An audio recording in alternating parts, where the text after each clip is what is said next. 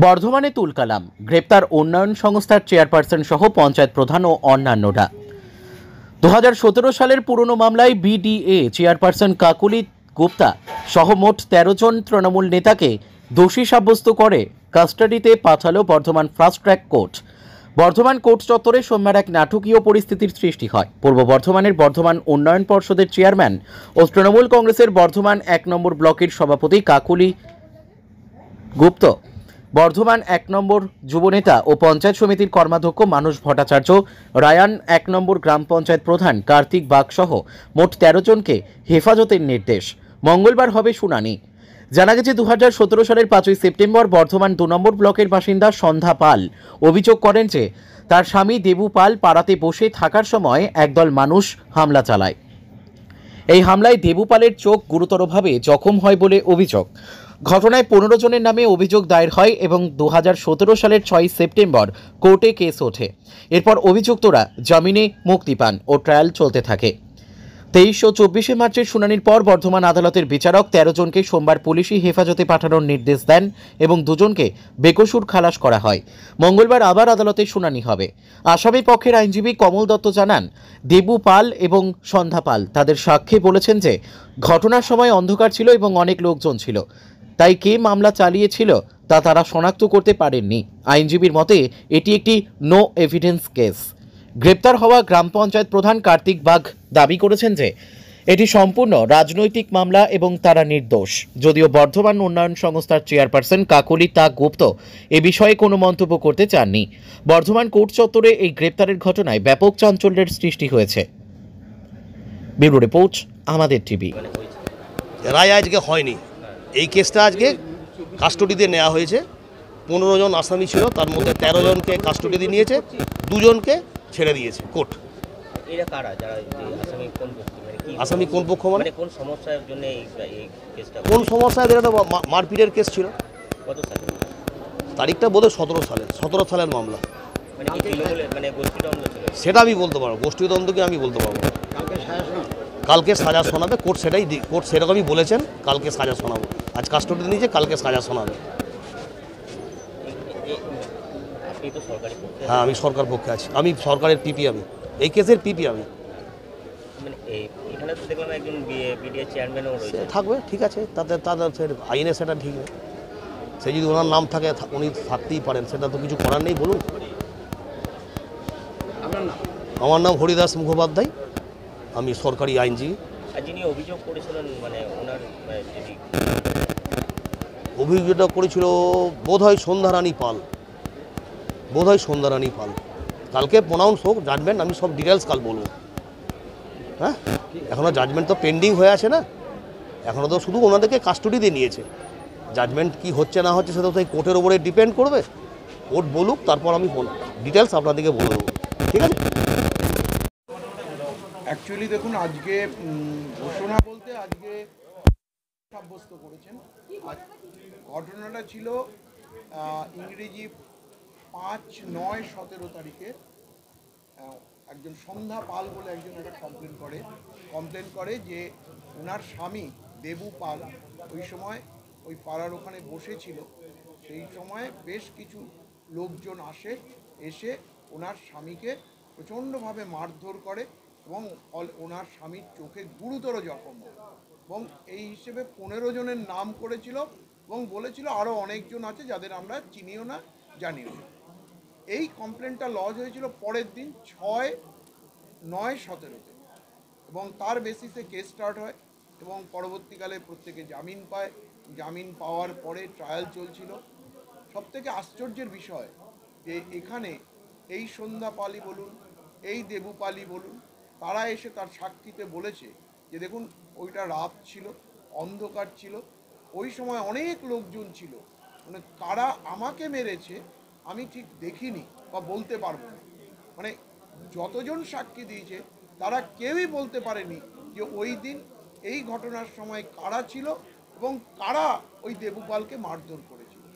ফলে আমাদের আইনের ভাষায়, মানে আমরা যেটা বলি প্র্যাকটিক্যালি, এটা নো এভিডেন্স, অর্থাৎ কোনো এভিডেন্সই কোর্টের সামনে ডাইরেক্টলি এলো না যেখান থেকে কেউ বলল যে এই যে 15 জন ট্রায়াল ফেস করছে তারা কেউ এই ঘটনার মধ্যে যুক্ত বা তারা কোনো অ্যাক্ট করেছে বা তারা মারধর করেছে বা তাদের দ্বারা উনি জখম হয়েছে।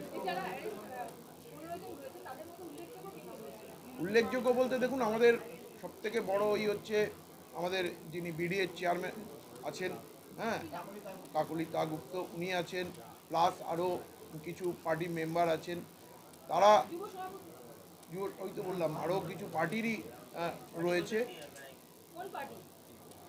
পার্টির বলতে এখন একটা ওরা ডাইরেক্টলি কোনো পার্টির নাম করেনি, কিছু এসে বলেছিল, কিন্তু এই মুহূর্তে তারা হয়তো কিছু পলিটিক্যাল পার্টির সঙ্গে যুক্ত আছে।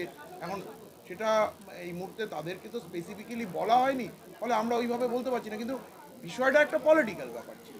সেই পলিটিক্যাল বিষয়ের ওপরে বেস করেই কেসটা হয়েছিল এবং কিছু লোককে পলিটিক্যালি ফলস ভিক্টিমাইজ করা হয়েছিল। বুঝতেই পারছেন, তা নাহলে এখানে বলছে প্রচুর লোক ছিল, কিন্তু সেই লোকগুলো কারা তারা বলতে পারেনি। ইভিন যাদের নাম এফআইআরে দিয়েছিল তাদেরকেও বলা হয়নি যে তারা কেউ এই ঘটনার সময় ছিল বা মেরেছিল। ভিকটিম নিজেও বলেনি যে আমাকে কে মেরেছে, বা ওনার ওয়াইফ যিনি এফআইআর করেছেন তিনিও বলতে পারেননি যে কে মেরেছেন। ফলে যা হওয়ার তাই হয়েছে। এবং এই ঘটনায় যে একটা মানে বাইরে থেকে কোনো কেউ হয়তো এফআইআর নোট করে দিয়ে গিয়েছিল, বলেছিল, এটা থেকেই প্রমাণ হয়। কারণ যে কমপ্লেন করেছে সে নিজে যখন কারোর নাম বলতে পারছে না, তাহলে একটা ঘটনা ঘটেছে সেই সময় থানায় এসে এফআইআর করেছে, প্রচুর লোকজন ছিল, না চাইলে এটা কেউ হয়তো এফআইআরের মধ্যে কারোর নাম ইনসার্ট করেছে। কারণ যতক্ষণ না ডাইরেক্ট এভিডেন্সে এটা আসবে যে কারা কারা এই ঘটনা ঘটিয়েছে, ততক্ষণ পর্যন্ত বলা যাবে না যে না সত্যি এই ঘটনার সঙ্গে এই 15 জন জড়িত ছিল। না, আদালত এখনও ধারা বলেনি, কিন্তু এর মধ্যে মেন দুটো ধারা আছে, যেটা পুরনো আইপিসির 307 অ্যাটেম্প টু মার্ডার আর গ্রিভিয়াস আর 326, এই দুটো ধারা আছে, যেটা খুব সিরিয়াস ধারা আর কি। এছাড়া বাকি তো মানে কমন ইন্টেনশনের গল্পটা আছে। কিন্তু সবথেকে দুঃখের বিষয় যে সেইটাই এখন যতক্ষণ না জাজমেন্টের কপি আমাদের দেয়নি, জাজমেন্টের কপি না পেলে কেন উনি এদেরকে দোষী সাব্যস্ত করলেন, কোন এভিডেন্সের বেসিসে, সেটা তো আমরা তখন বলতে পারবো। কিন্তু এই সাজা দেখুন, আমরা সাজা দিয়েছেন কোর্ট, আমাদেরকে মানতে হবে, উপায় নেই। কিন্তু আমরা মনে করি যে এই সাজা টিকবে না এবং আমরা অনারেবল কোর্টে এর মানে খুব কুইক রিলিফ পাবো। কিন্তু আপাতত তো এই লোকগুলো খুব সমস্যার মধ্যে রইল। কারণ না, 13 জনকে দোষী সাব্যস্ত করেছে, 2 জনকে বেকসুর মুক্তি দিয়েছে, কাস্টডি নিয়ে কালকে, আগামীকাল ফার্স্ট ট্র্যাক সেকেন্ড।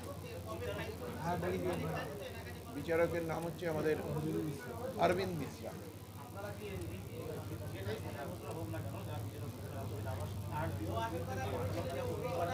অবশ্যই যাব, এটা তো অবশ্যই যাব, কারণ আমরা মনে করছি যে এই সাজাটা ঠিক tenable in I of the ল নয়।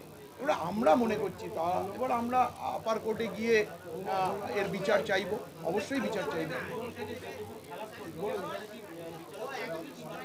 না, ওইটাই তো আমরা এটা বলতে পারবো যদি আমরা কালকে, আগামীকাল পাবো আমরা এই মানে জাজমেন্টের কপি, তখন আপনাদেরকে আমি ডিটেলসে বলতে পারবো যে কিসের বেসিস, যাদের ছাড়লো তাদেরকেই বা কেন ছাড়লো, আর যাদেরকে নিল তাদেরকে কি এভিডেন্সের মধ্যে হাকিম মনে করলেন যে না এদের সাজা হওয়া উচিত।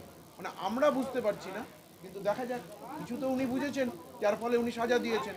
তাহলে সেইটা ওনার এই যে মানে কেন উনি সাজা দিলেন, এটা আমাদেরকে জাজমেন্ট না পেলে আমি বলতে পারবো।